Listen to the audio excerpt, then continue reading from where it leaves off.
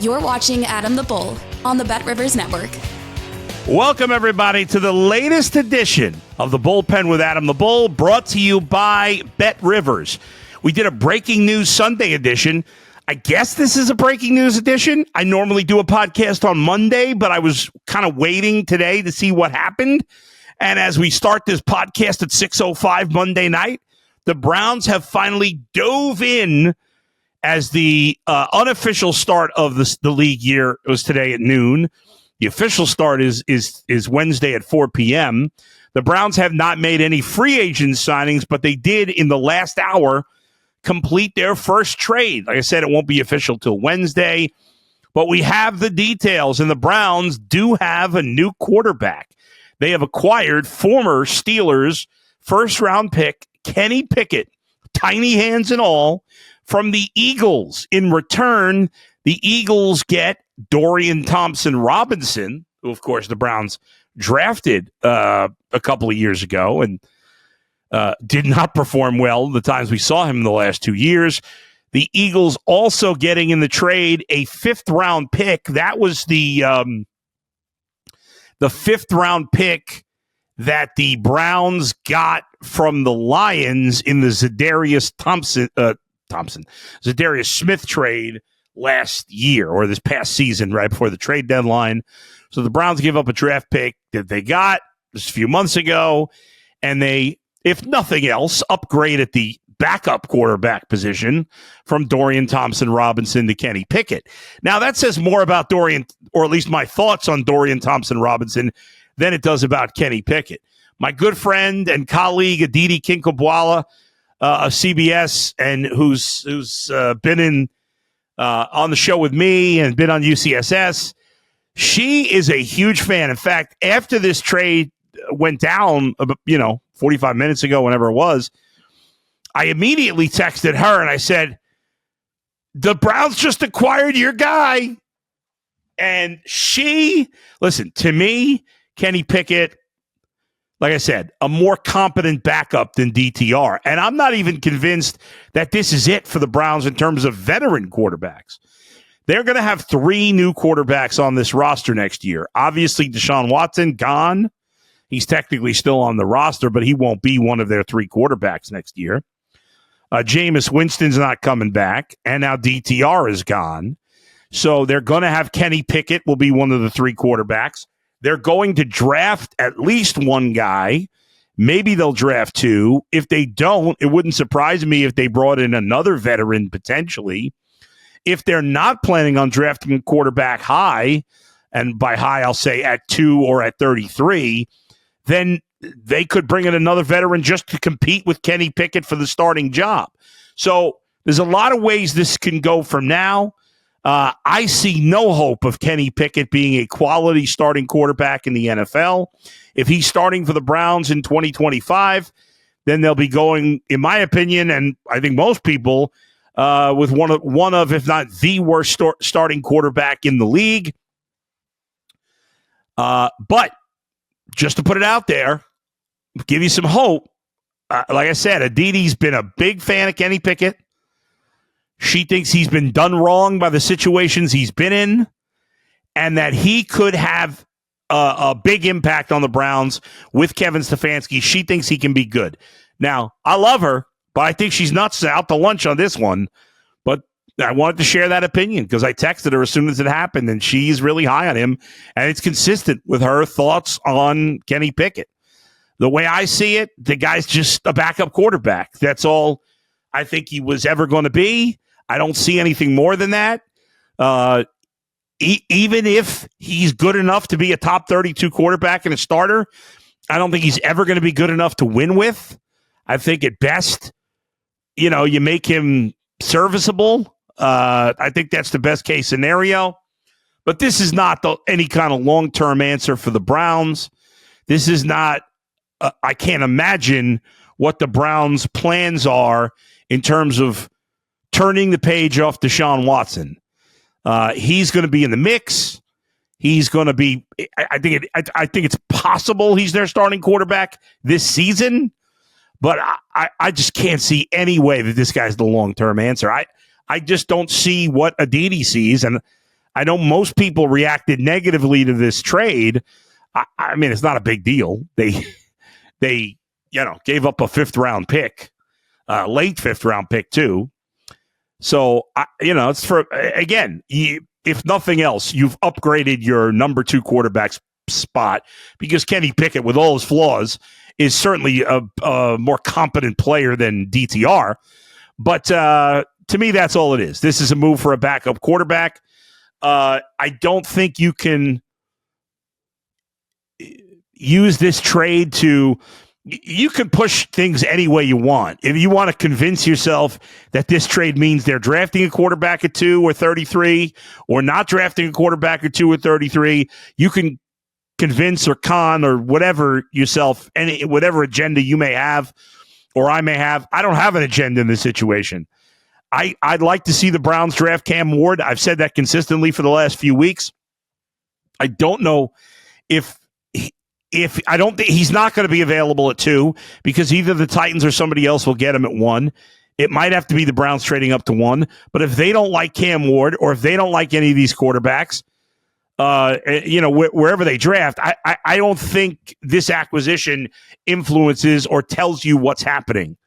If you've convinced yourself that this means they're not drafting quarterback or that they are, I just don't see it. First of all, if like a lot of people, they think Cam Ward's the only franchise quarterback in this draft, and some people don't think there's any, but some people think there's one and it's him.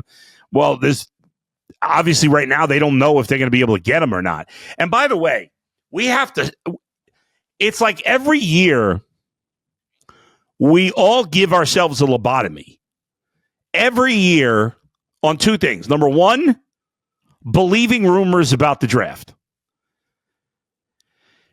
Adam Schefter came out earlier today and said, he's hearing now that the Browns may have a change of plans and they're not going to draft a quarterback overall at 2. That he's not as confident as he once was that they're going to draft a quarterback.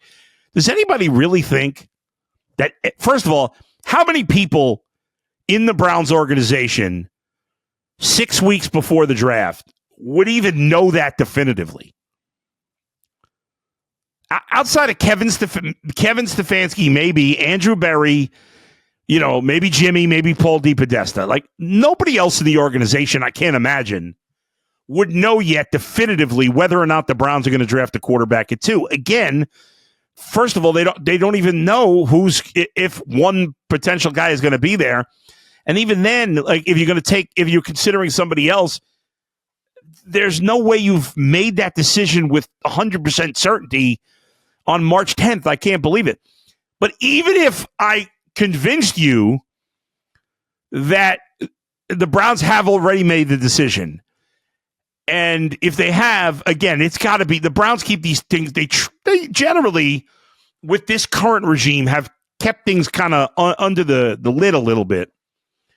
So, again, if we're talking about only DePodesta, Berry, and Kevin Stefanski, no. If they truly are not interested in a quarterback, why would any of them share that information with Adam Schefter? If that's true, it puts them in it weakens their position. Because let's say there's a team that wants to trade up to 2. If the Browns are not taking a quarterback, I don't know if this is going to happen, but what if there's a team that wants to trade up to 2 to draft Shedeur Sanders? I know all the talk is negative about him, but it only takes one team to want to trade up. You never know. So why would the Browns share that information? It doesn't make any sense.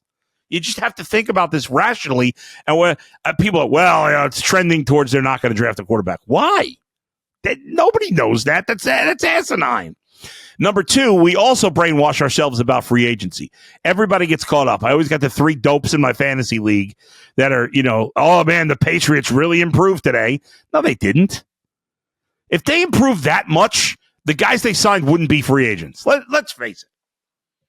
Outside of the Eagles and maybe the Rams, how many teams have made huge impacts in free agency? How often do we have the team that won free agency suck in the season? It happens all the time. We see guys, the hot free agent, you got that idiot Rappaport who took 5 minutes off from combing his hair and staring himself in the mirror say, well, they've gotten deeper at defensive tackle. I got Mike Garafolo, who's got to tell me the exact town of every team in the NFL. And just he's now going to Miami. He's now going to East Rutherford. Nobody gives a shit. And nobody gives a shit about the fucking agent. Schefter and the insiders. Always, deal got done by David motherfucking Guetta. Nobody fucking gives a Guetta shit. Nobody. Only you dopes. Those guys are all so annoying. They all fucking rub me the wrong way. Have I gone too far? Maybe a little bit. But those guys all piss me off. Anyway, I lost my train of thought there a little bit. So while Schefter and all these guys are telling you how great all these free agents are, again, with very few exceptions, if they were that good, they wouldn't be free agents. If they were that good, their teams wouldn't let them go. So this idea that the Patriots have gotten so much better this year is horseshit. And without a quarterback, it doesn't matter. Now, Drake May be a good quarterback. He showed signs last year. The only way the Patriots are making a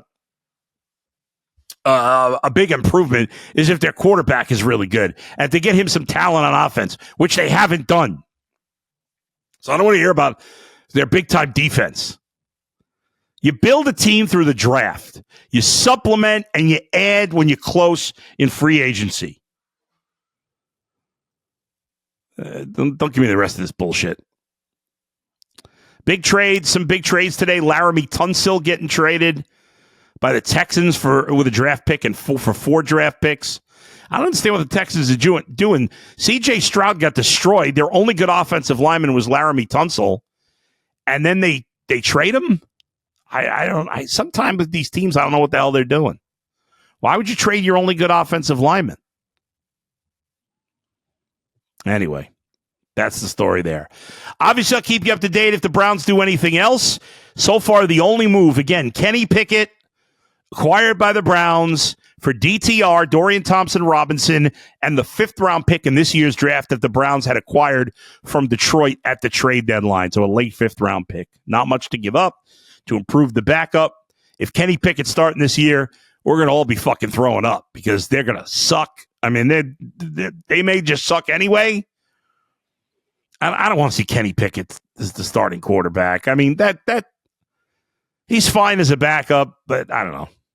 And you know what? If he's the starter, let's hope Aditi's right and everybody else is wrong because I don't know. The guy looks like a total slappy to me, but I guess crazier things have happened. She threw the Sam Darnold word at me when we were texting. I don't see it. I don't see the Browns having that kind of talent around them, certainly. But again, anything can happen. So I was just about to wrap things up. And look at this. After no news all day, we get the trade. I jump on to break down the trade, give you some thoughts on that. And then what happens? We have breaking news right before I'm ready to wrap up the podcast. More news on the Browns. How about this? They have, speaking of this goes perfectly to what I said earlier in the podcast. I said that we all get lobotomies when it comes to NFL free agency. Guys are signed, big money free agents, and then a couple of years later, they're cut. At the time, it's thought of as a big move, a lot of hubbub, and then the guy's quietly cut. Well, that's exactly what happened, except we won't be quiet about it. 2 years ago, the Browns signed defensive tackle Dalvin Tomlinson to a big free agent contract, paid him a lot of money. Can't remember the exact numbers. I want to say like $15 million a year, something like that.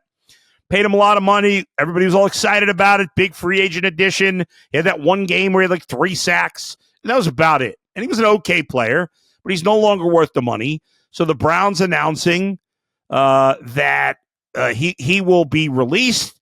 It'll be, designated as a post-June 1st move for cap reasons, but he can sign with teams as soon as Wednesday. As soon as Wednesday at 4 p.m., the official start of the new season, he will be able to sign. So Dalvin Tomlinson, again, one of the Browns' biggest free agent signings of the last few years, now with a whimper. He is cut, post-June 1st cut, but he's available to be signed. The key thing for the Browns, again, he will no longer be a Cleveland Brown. A couple of other things that just popped up in the last couple of minutes as we're wrapping up here. Another quarterback off the market, former Jets and Broncos QB, Zach Wilson signing a 1-year deal with the Dolphins to back up Tua there. He'll get $6 million guaranteed, can make up to $10 million. And breaking news from Major League Baseball, Garrett Cole, one of the best pitchers in baseball, the ace of the Yankees, is officially having Tommy John surgery, will miss all of the 2025 season, much of the 2026 season. Best case scenario back in July or August maybe of 2026. All right, thanks to everybody for joining us. Thanks to Max and Z for producing today. Thanks to all of you for watching and listening. We'll talk to you next time. Where else but right here in the Bullpen with Adam the Bull, brought to you by Bet Rivers. See you, everybody.